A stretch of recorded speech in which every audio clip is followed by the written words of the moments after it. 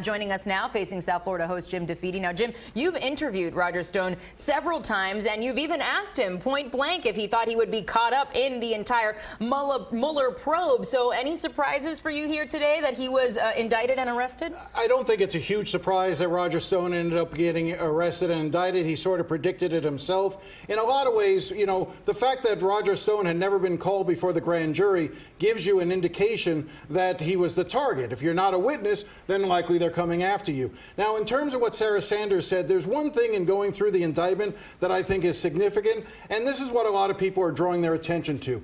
In the indictment, what it talks about is, and I'll just read it, after July 22nd, 2000 release of stolen DNC emails by WikiLeaks, a senior Trump campaign official was directed to contact Stone about any additional releases and what other damaging information WikiLeaks had regarding the Clinton campaign. So in other words, what they're alleging is that members of the Trump campaign were encouraging Roger Stone to find out what he could from WikiLeaks. That's the heart of where this sort of advances the idea of that there was a grand scheme between the Trump campaign, Roger Stone, and the Russians through WikiLeaks to try to help the Trump campaign. It's a little tenuous.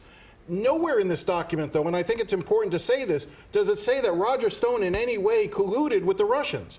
This is what got Roger Stone in trouble, and what's really ironic about this is not the things that he said, it's what he said about those things. So in other words, Roger Stone's actions were fine. The fact that he wanted to try to find out what was going on in WikiLeaks is not a big deal. The fact that he lied to the House Senate Committee, the Senate Intelligence Committee, the House Intelligence Committee, and to made other various statements, that's what's gotten him into trouble. And the indictment, it's sort of a timeline, and it lists multiple occasions in which he sent text messages and emails, and you have asked him about text messages and emails. What did he have to say when you interviewed him? So, you know, and we'll talk to that sound in a second, but what's fascinating to me is the idea that this is really, this indictment, Roger Stone put himself in this indictment. And when I talked to him last year about this, about these facts, the fact that what he was doing may not have been illegal, but lying about what he was doing was illegal, this is what he had to say. So let's play that sound.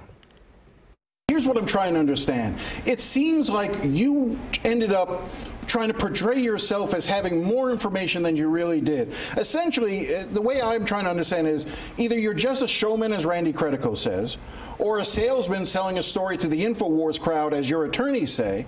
And if that's the case, then essentially, haven't you walked yourself into Mueller's crosshairs? Aren't you responsible for being in the position you are now? No, not for at being all. investigated by Mueller? No, not at all. First of all, it's what you do, not what you say, that's important. You can't go to jail for saying you're going to steal a car. You can only go to jail for stealing a car. In this case... But you could get investigated for it. Look, I've been an associate of Donald Trump's for 40 years. I expect to be investigated. In fact, Jim, to be very clear, the New York Times said on January 20th, 2017, that I was the subject to a FISA warrant.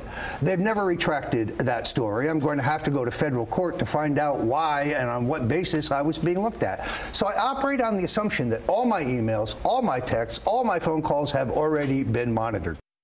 So why lie about having those emails and text messages as what is alleged in the indictment? That's the problem. So, for instance, he appears before the House Intelligence Committee, and they ask him, do you have any emails or text messages talking about WikiLeaks? He says no. Well, now we see all the text messages and emails. That's what he's charged with. Not the conversations that he had, but the fact that he lied about those conversations. And, Jim, very quickly, any implications for President Trump based on your reading of this 24-page indictment? You know, in some ways, like I said, this is good news for Trump in the sense that it doesn't really show a straight line to some collusion between the campaign and the Russians. So it's you know, this isn't necessarily the worst news for the White House, but it builds a picture that Mueller's trying to paint. All right, Jim DeFede, thank you so much. Of course, President Trump, as he has been all along, calling this a witch hunt once again. Jim, thank you so very much.